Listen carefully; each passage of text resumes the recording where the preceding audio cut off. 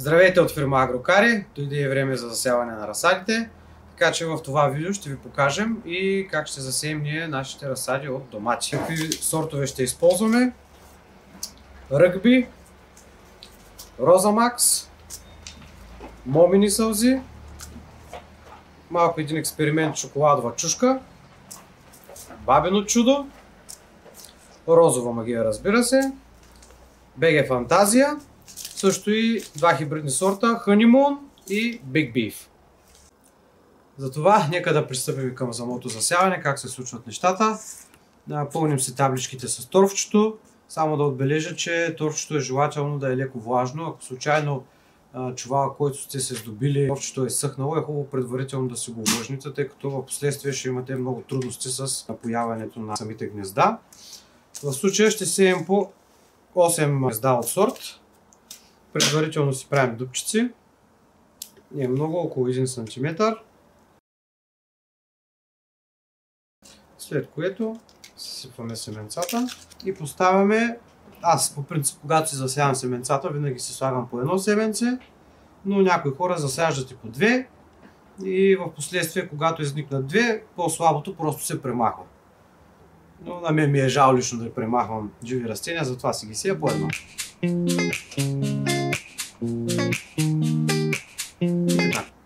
След това зариваме.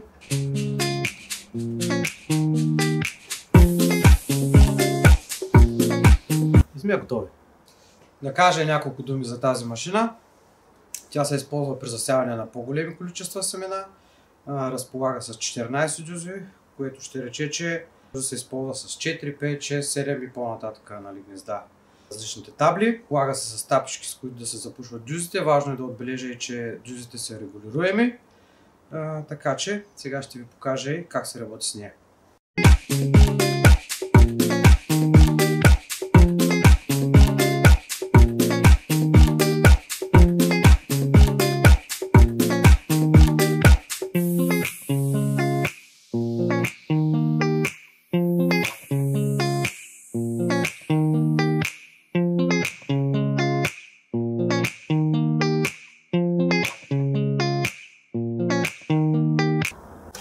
Да ви покажа какво значи кога е готова таблата и е вече достатъчно накисната.